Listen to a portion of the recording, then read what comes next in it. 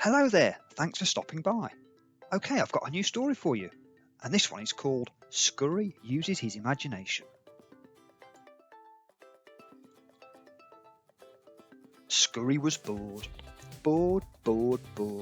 He wanted to go outside and play, but it was raining. Again. Mum was adamant he wasn't going out. I'm not having you tracking mud into the house, she exclaimed. I've only just finished cleaning. But Mum, I promise I won't get dirty, Scurry pleaded. I said no, and I'm not going to change my mind, Mum said. Find something inside to do instead. This rain won't last forever. But I want to go out and see my friends, he whined. Well, you can't, and that's final. Now, go and find something else to do. But Mum, I've already done everything, Scurry exclaimed. I've been stuck in the house for days. Well, that's just the weather for you, answered Mum. What do you expect at this time of year?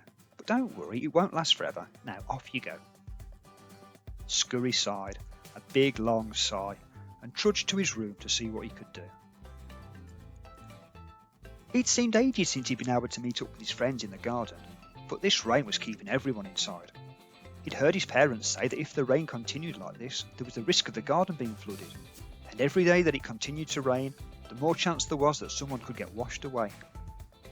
Scurry understood that Mum wasn't being cruel, and it wasn't just the thought of him bringing muddy footprints into the house that made her keep him inside. It was for his own safety too, and it wasn't much of a consolation. He didn't mind playing by himself for a bit, but he really had done everything he could think of. He'd played pick up twigs until he could almost do it blindfolded, bouncing the dust ball against the floor, grabbing a twig and then catching the dust ball before it falls to the floor. He could now get up to 5 twigs before his arms are full. He'd built a miniature model of the old oak tree with his construction set, and he was very pleased with it. He had painted pictures of his family and hung them around his room. He had completed a jigsaw that Benny had given him for his birthday.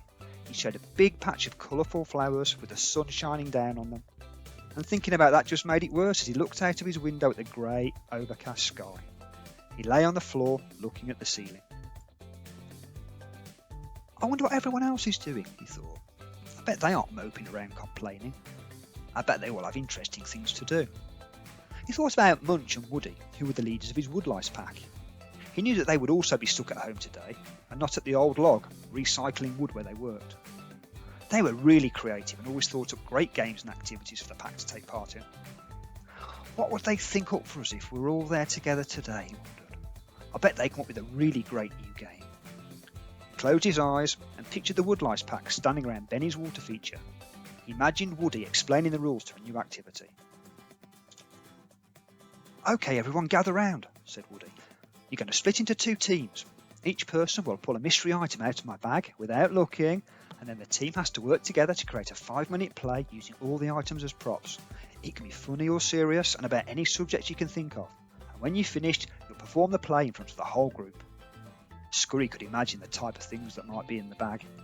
There could be a shiny stone or an odd-shaped twig, a flower petal or a strand of spider's web, or maybe a blade of grass. It really could be anything. Then the teams would huddle together and come up with a story. It would always be a funny story because that's the type he and his friends like the most. Then they would take it in turns to stand in front of the water feature and tell their story. At the end of the show, the troupe would all clap and cheer. Ah, that sounds fun, thought Scurry to himself. What a pity we can't do that today. And then he thought, I wonder what Buzz and the bees are doing. They can't be collecting pollen today. The raindrops are that big, Buzz would get knocked out of the sky. He thought about the bees all cooped up in the hive.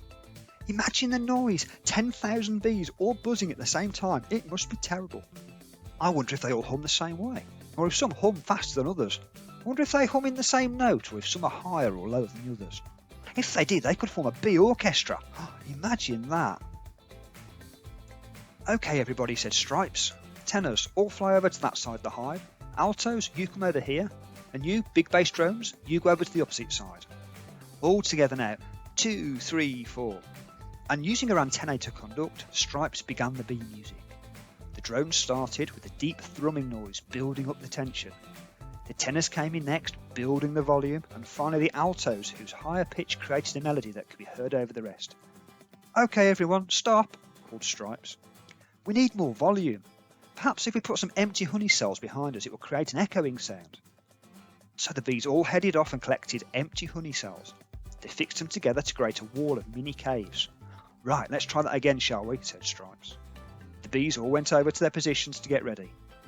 2, 3, 4. Again, the drones came in first, followed by the tenors and then the altos. This time the music had much more depth and tone, and it flowed around the hive. Everyone kept in perfect harmony, and the music was wonderful. That would be amazing, thought Scurry, coming out of his daydream. I wonder if bees actually do have an orchestra. He laughed at himself for being daft. He looked over at his jigsaw. I bet I know what Benny's doing right now, thought Scurry to himself, and he pictured Benny at home surrounded by arts and crafts. Oh, the mauve just doesn't go with the fuchsia, Benny said thoughtfully, scratching his chin. His mood board was propped in the corner of the room and he was pinning up petals of different colours, checking them against the textures of pieces of bark that were there. The blue looks good and so does the white, but really not sure about the mauve. Well, I'm just never going to get this finished. Benny had been asked to design a new mural to decorate the old brick wall, which was starting to look a little bit tumble down and worn. He was going for a shabby chic look, but he couldn't quite get it right. He disappeared into a cubbyhole and dragged out a box of scraps. Emptying it into the middle of the floor, he started to rummage through the pile, throwing offcuts of material and odds and ends over his shoulder, saying, "No, that's no good," and "Oh, my, why did I ever keep that?" and "Oh boy, I'd forgotten I'd picked that up." "Ah, that's the ticket," he said, holding up a piece of terracotta gauze. "That will bring the whole thing together wonderful." Scurry could just imagine Benny finishing his mood board triumphantly and then making a list of all the materials he would ask Trudge and Stomp, his two worker beetles, to scour the garden for, so that he could create his masterpiece. I bet Shrug's not been as creative in his wormhole, thought Scurry. After ending up underground with Shrug during an expedition that had gone a little off plan, Scurry had a good idea what Shrug would be thinking right around now. Rain, rain and more rain, just what a worm needs, ain't it? Complained Shrug to himself. You just finish emptying the mud from one tunnel and you have to start on another. I don't know about busy as a bee, he should be busy as an earthworm. Bet them bees are living a hard life at the moment, sipping on honey and kicking back in a nice warm hive. Still, with this mud all nice and wet, it makes it really easy to slide around. No chance of getting stuck in the mud today, oh no. Hey, I just had an idea. What if I dig a sloping tunnel from here and push all the wet, slimy mud down it? If I get the angle right, it'll make an excellent mudslide. So, Shrug burrowed down into the wet earth to make a long ramp. The rain collected at the end of it and made a muddy pool. Shrug had the time of his life whizzing down the slide and splashing happily into the pool. Them bees can have their warm, dry hive, he said to himself. This is much more fun. And with that, he plunged down the slide one more time.